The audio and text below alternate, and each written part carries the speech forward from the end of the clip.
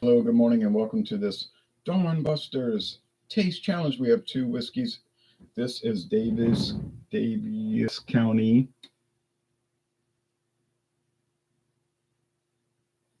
Daviess County 96 proof Kentucky straight sour mash bourbon. Now, Daviess County was the brand Daviess County, from what I can find, the trademark was first issued in 1936. Uh, I'm not saying that this particular lineup, this particular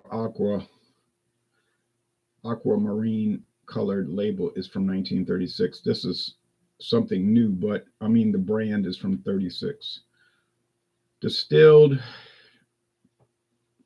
and bottled for Lux Row Distillers. It doesn't say it's made by them, it says bottled for them. Okay, so they're still trying to get, I think they got some production coming out of their own Lux Row brewery now, distillery now, but not too much. Okay, who's doing this for them? It says somebody in Owensboro, Bardstown, Kentucky, right? Which would be either Sazerac or Heaven Hill. Yeah, distilled and aged in Kentucky, bottled for Lux Row Distillers, Bardstown, Kentucky. Well, that's okay. We'll talk more about this one. Here's Virginia Black.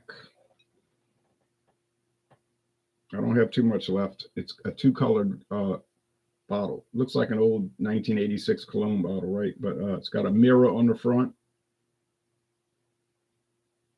So if you want to tap a mirror, okay. There's the plastic cap, but they got it chromonized,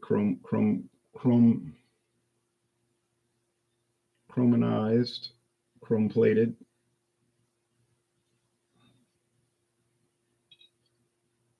There's the back, tells you that it's made in Indiana for Virginia Black Company. It's only aged 2 years. Well, it's actually a 3-year blend, but you have to go with the youngest age. It's a blend of bourbons, 3 different bourbons: 2-year age, 3-year age, and 4-year age. Made in Indiana, and you know who's making in Indiana. Everybody knows it's Midwest Grain Products. But it's not called bourbon on here. It says whiskey, American whiskey. And the reason for that they're not calling it bourbon, it says not from Virginia, and they're trying to make sure they don't get in trouble for that, is because it's pretty obvious they're adding flavoring to it and probably coloring. It's allowed. You can do that, but just you're not going to be able to call it bourbon. Go clean the top of this off.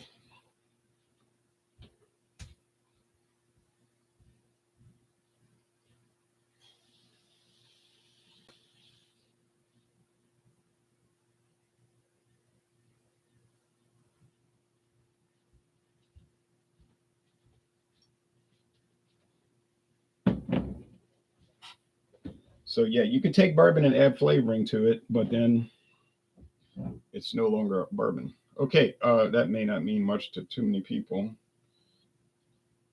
except for people that are like big into technical differences. I guess I am, since I study it. All right.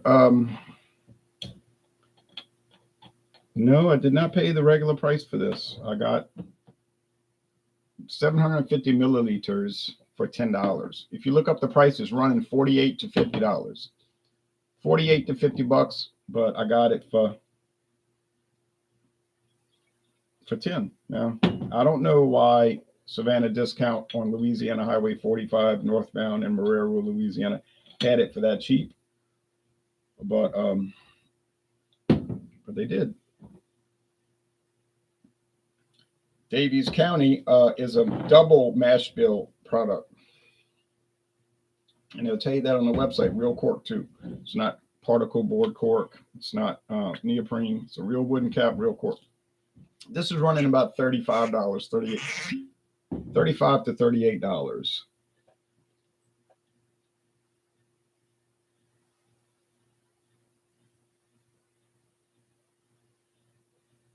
Just see the real cork.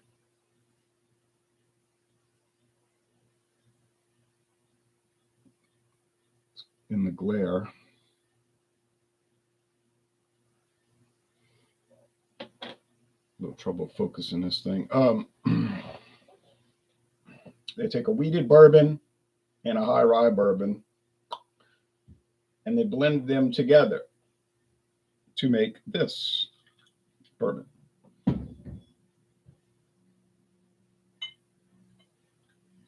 Now,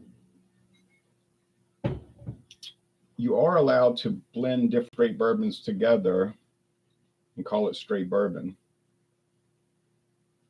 as long as all the bourbons come from the same state. If you read your regs, which I was reading yesterday, so long as they both coming from Kentucky. Well, in this case, they are coming from Kentucky. Now,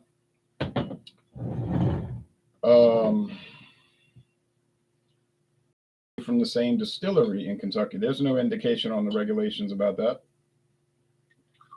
Makes no mention of having to be from the same distillery. So I would assume no, it doesn't. So could these be coming from two different distilleries? Yes. Legally, yes.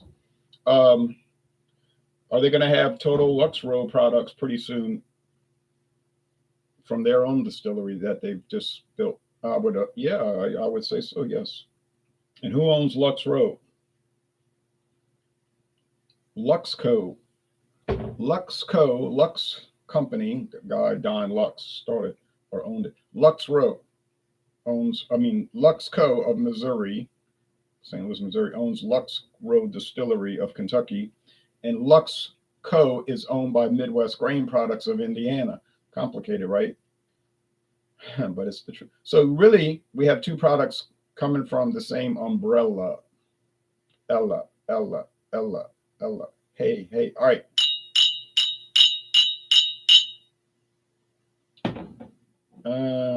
Yeah, they're both amber, but this this one's more mahogany. This there it is, it focused. This Virginia black, and I'm telling you, I cannot definitively say that they're adding coloring, okay? But you can pretty much bank on that they're adding coloring. I can't definitively say they're adding flavoring, but all the clues point that way. They even say on the website with a decadent finish. So yeah, decadent finish. They're adding some kind of extract. I mean, I don't care. It tastes a little strange. It's a little odd, but it's not a bad flavor. It's a bad price. I wouldn't pay $38. I mean, I'm sorry, $48 for it. $50. No, not gonna happen here. But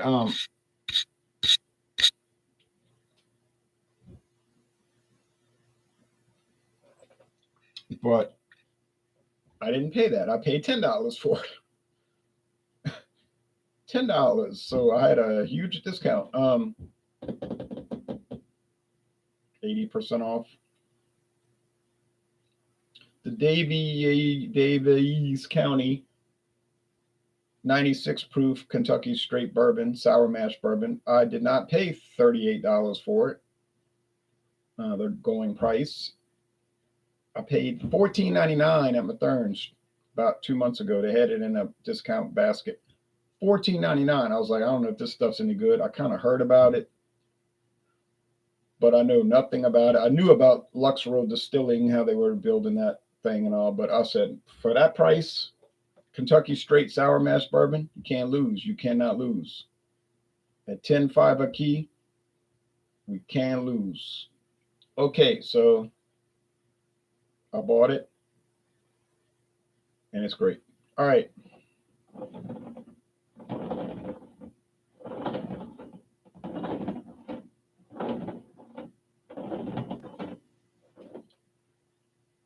That's a great price for Davies, says Ferrito. It is. It really is. It really is amazing, actually. And I'm gonna keep taking advantage of these deals. Like they got the Seagram. They had the Seagram 7 Apple for $3.99 full bottle. I bought it. My friend Dave was like, "You bought me one, right?" I said, "Well, no, I didn't buy him one." He's always telling me he doesn't really like liqueurs. So,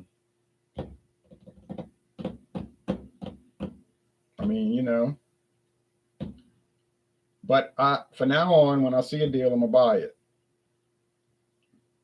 And then if he doesn't want to pay me back, I won't do it anymore. All right, but he will. You better. Okay.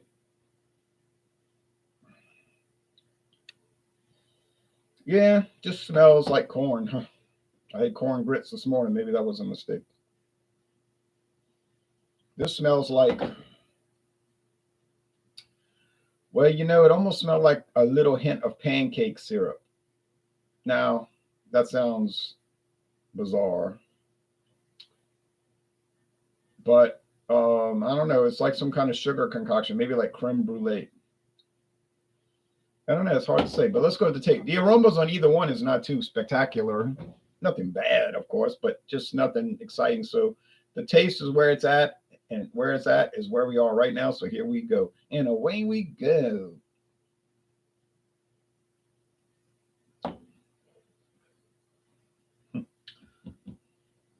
Corn, rye spice.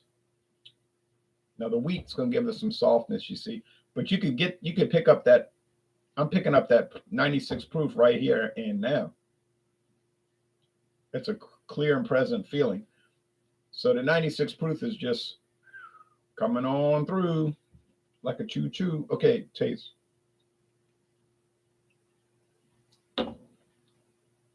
First thing you can tell, this is much lower proof.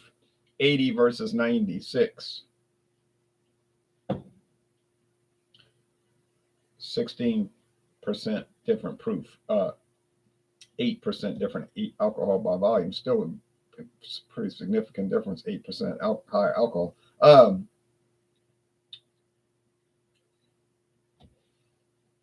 Down to the bottom of the bottle. I got one more taste challenge I can do with the Virginia Black, and that's it. Because I'm never going to find it for $10 again. And even if I did, I wouldn't buy it. I've had the experience. I've gone through the 750 milliliters.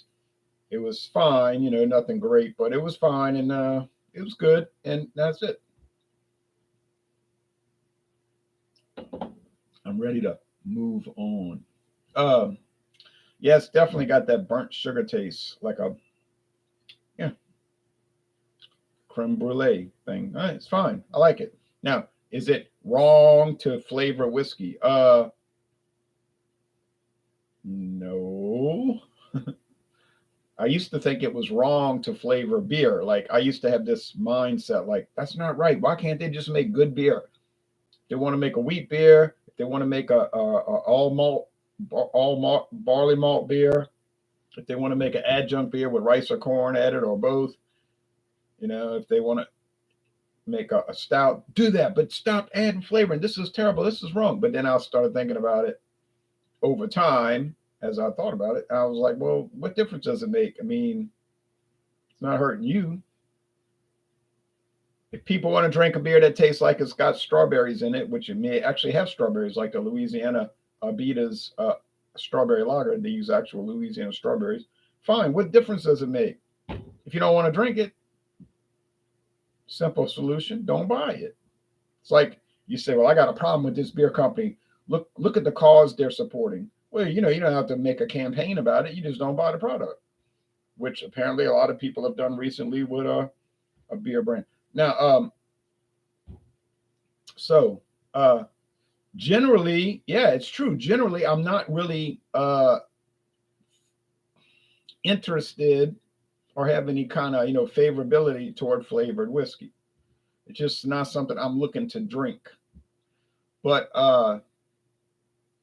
I guess I do it a lot because I get a lot of Canadian whiskeys and they're almost always flavored with, well, it's got to be natural flavor and they can't use artificial flavor. Well, I guess they could. It would have to be called something else, like a Canadian specialty spirit or something like that. But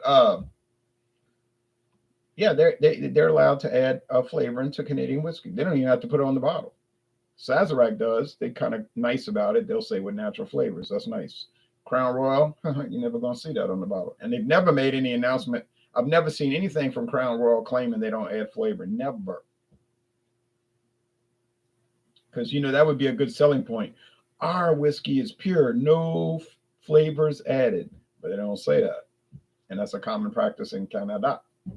So there's your answer. Okay.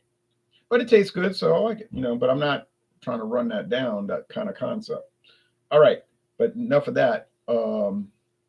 Do I like this idea better? The two different mash bills blended together, no flavoring or coloring added. Yeah, I love that idea.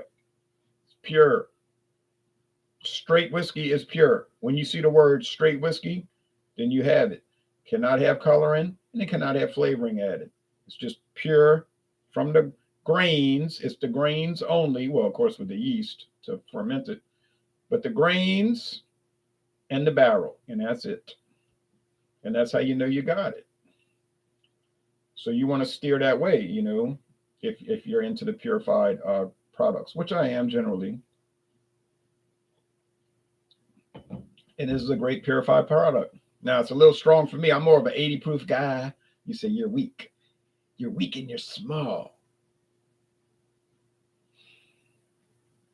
I'm medium sized, but okay, if I'm weak, if I like 80 proof spirits, big deal. I'll drink what I want. You drink what you want. I know people like personally, there's like, I don't drink anything that's not barrel proof. That's kind of supposed to impress me, And I say, oh, okay. That's all I tell them. Oh, okay. I don't entertain it. I don't say, oh, well, I just say, oh, okay, because that's my attitude. Oh, okay.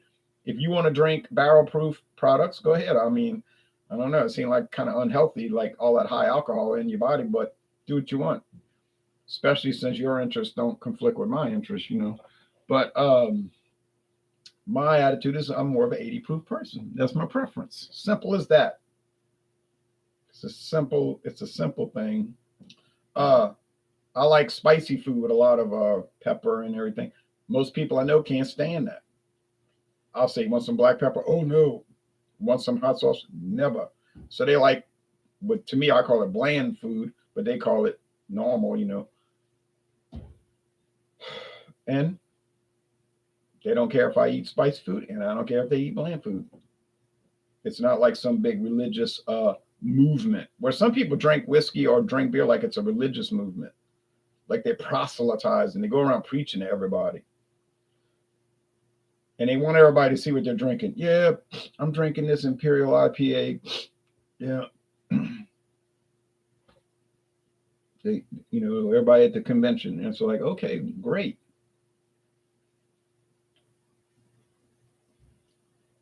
Like Paul McCartney said, maybe I'm amazed, but probably I'm not. All right. But I am amazed by this Daviess County Kentucky Straight Bourbon Sour Mash Whiskey 96 proof, because it is an amazing flavor and I got it for an amazing price and it's an amazing experience and it's amazingly high in the score, which is at least an A, could be A plus, but I'm not quite ready to go A plus yet. I'm going to say an A. I know it's the Daviess County. I'm looking at my tag right now. I got it. But then honestly, I never thought this would be any kind of real challenge. It's a challenge in name only, because there was no way, and I mean no way, that Virginia Black was going to compete against Daviess County. That's not happening. You said, but the Virginia Black is at least $10 more expensive. It is. It's $10 more expensive and it's $20 less enjoyable. That happens sometimes in the whiskey world, the rum world, the brandy world. You do not always get what you pay for, in my opinion. Sometimes you do, sometimes you don't. I bought Johnny Walker Blue Label. Full size bottle too. Did I get what I paid for? No, and no. But I did it once, I was like, okay, once in my life, I could pay over $200 for a whiskey. I'm figuring it's probably not going to live up to it, but maybe it's going to be amazing like people claim. And then I tasted it. It wasn't amazing.